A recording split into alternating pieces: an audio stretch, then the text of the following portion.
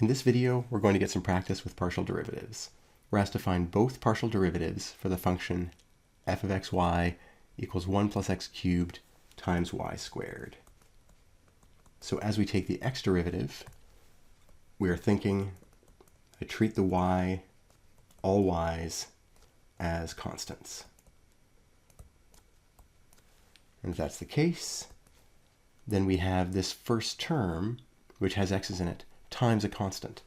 So whatever we get for the derivative of this first term, we're going to multiply it by y squared. So we take the derivative of 1 plus x cubed, well, we know what that is. That's just 3x squared. And that's it. There's no product rule required because the product rule does not encapsulate or is not required when we have times a constant. So some expressions like this where the x's only appear in one element of a product, we only have to consider the derivative of the x term, and then we follow up by multiplying by the y squared. When we take the y derivative, we're going to see a similar pattern. We treat the x's as constants.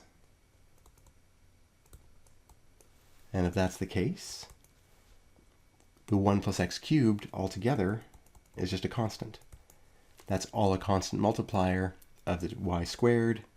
We take the derivative with respect to y of y squared, we get 2y's. And that's it. You will see that the derivatives look quite different. Here we have quadratic x's, here cubic x's, totally fine. It's just a careful application of the derivative rules and the interpretation of one variable or the other as constants that makes this work. Let's do the same thing again for the function e to the x times sine of y.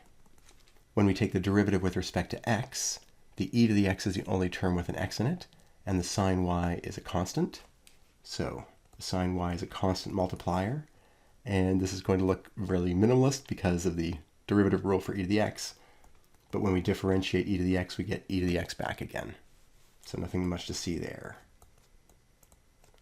When we take the y derivative, then the sine y is where the variable is. The derivative of sine y is cos of y. And then the e to the x multiplier, well, e to the x is a constant when we're taking the y derivative, so it just stays as e to the x. Let's try out a third example here. F of xy equals x squared over 4y. And this can be more easily differentiated if we separate it in some ways into something like this, separating the real constants or the consistently constant values with the variables, and it might even help in other occasions to write this as all powers. How does that help? Well, for the x derivative, if we just look at this expression here, we have a multiplier of 1/4, we have a multiplier of 1 over y, where y is treated as a constant, and then we have the derivative of x squared, and the derivative of x squared is just 2x. For the derivative with respect to y, this form here is easier to work with. The 1/4 x squared is all going to be constant when we treat y as our variable. Then we have the y power, but notice it's in the denominator. When we're doing derivatives, it's easier to write it as a power though, or safer to write it as a power, because then we can bring the power down front and subtract 1 from the power. And when we expand or simplify that, we would have negative x squared over 4y squared as the derivative of f with respect to y. As a side note, there might be a temptation to use the quotient rule here. You can absolutely do that as long as you continue to treat, when you're doing the x derivative, y as a constant, or likewise, when you're doing the y derivative, treating x as a constant. You will end up at exactly the same expression, just through a more complicated process. It's always safest to try to identify the term that actually has the variable and lump everything else as a constant as a multiplier to that, and then just use the constant times an expression rules for derivatives. You see that the process here was quite simple and straightforward, and we were allowed to get away with that because there was no x in the numerator and denominator to mess up the or complicate the x derivative. The x's were only in the numerator in one place, and when we looked at the y's, we could express it as y to some power times some other constants. The quotient rule in this scenario would be overkill. If you want, here's an opportunity for you to practice as well. Take a look at the function here, x squared tan of y plus y squared plus x, and imagine taking the y derivative of that expression. We'll pause here for a moment, let you take a look at it, and then we'll check in. All right. In each of these expressions, y is the variable that we're considering, and x is treated as the constant. If that's the case, then let's call this whole function here f. We're taking the y derivative of that. We're going to have x squared, all as a multiplier. It does not change when we take the y derivative. And we just have to remember the derivative of tan is secant squared. And then we'll have the derivative, because these are separated by addition, we can simply add the derivatives. The derivative of y squared is 2y. And the one catch that often trips students up when they're first acclimatizing to this is, what do we do with the derivative of x? Well, if the derivative we're taking is with respect to y, a change in y doesn't change x. X is a constant, so its derivative with respect to y is going to be 0.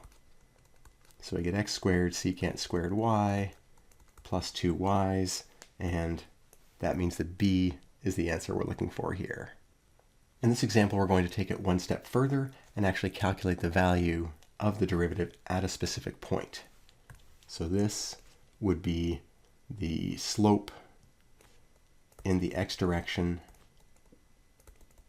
on the surface